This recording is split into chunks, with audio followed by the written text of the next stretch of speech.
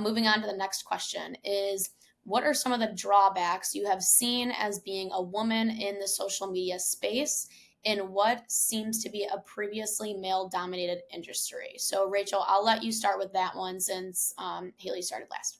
Yeah.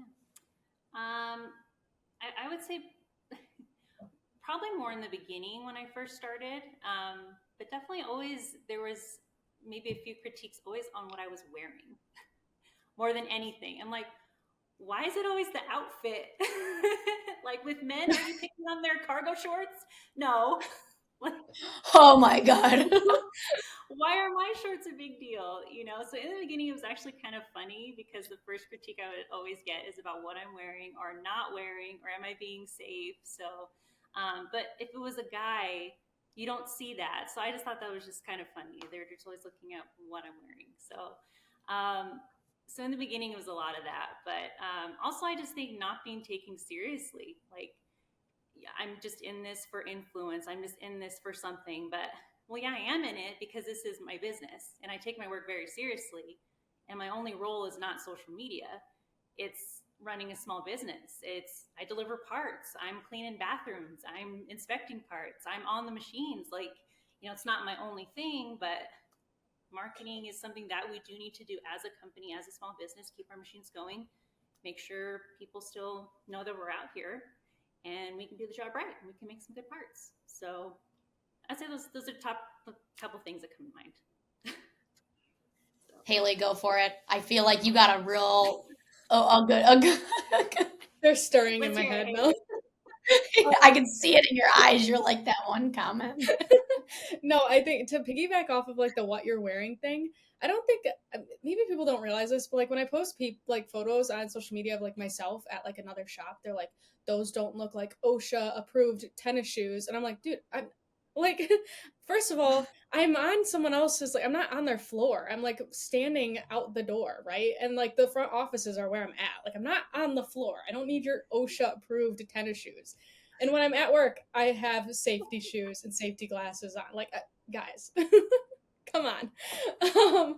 But I think one of the things that was a challenge was honestly, like people were saying or made you feel like you didn't know anything, right? Like Rachel said, I was at a different shop before I went to IQ, but I was doing a lot of shipping. And when I would walk in there, I would get the dirtiest looks or the meanest comments. And it's like, why are you here? Why are you working for a shop? And it's like, why do you have so many questions? Like I can do and be whatever I freaking want. But yeah, I just think like people trying to test your knowledge because they automatically think you don't know something is probably the hardest hurdle to get over, and is another reason why me, and I know you guys do this too, you are dedicated to learning the stuff and talking confidently about it because you don't want to be in that situation where someone's testing you. Yeah, no, I think you guys hit great points. I like to make this analogy.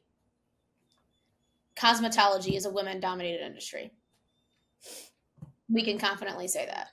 If there's a male hairdresser, I don't think I've ever been like, oh, do you really know how to cut layers? Are you sure you know how to bleach my hair? Are you sure?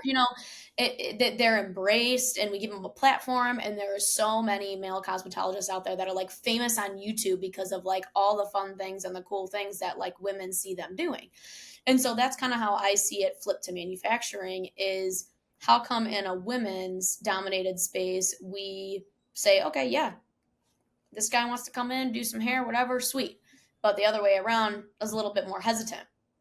I think when I started in the industry, I'm a very like underdog mentality kind of person. So the way I always saw it, and I feel that I'll continue to see it, is that I'm just an underdog. And I like to prove people wrong. That's kind of like a thing that I have in my head all the time, all the time. And so kind of some advice with this statement because it does happen. Sure, you'll get weird messages, and I think someone sent us a question about that later on. But you'll get weird people saying stuff every once in a while, and it's like, no, we're professionals in this industry. We're having a career in this industry. We're out here trying to get more people in this industry, and I'm always going to go in with the mindset of I'm confident in what I do. I'm confident in what I know, and I'll let you test me because I'll prove you wrong of what your initial thought was. So, it's inevitable. You know, we're not going to change the world. Hopefully one day we do, but overnight, no. But yeah, anything else you guys want to add? I'm definitely the same way. Like if someone tells me I can't do something, I am gonna turn around and do it because the doubt keeps me going, guys. Oh yeah.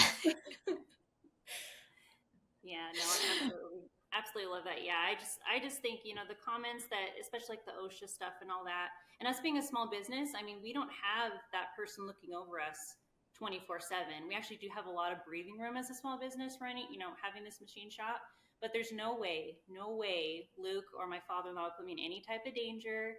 They instruct me too when things aren't appropriate, and I'm glad they did. Like, okay, now I know, you know. So their experience and their time with these machines. I mean, these have closed doors, they're not manual machines. I mean, there's just a huge difference in the environment you're working in, what's appropriate to wear and what's not so appropriate to wear. Mm-hmm. But we've been inspected plenty of times, pass the flying colors. I can't tell you how many times salesmen come in and be like, I could literally eat off your floors. This is like the cleanest machine shop I've ever seen.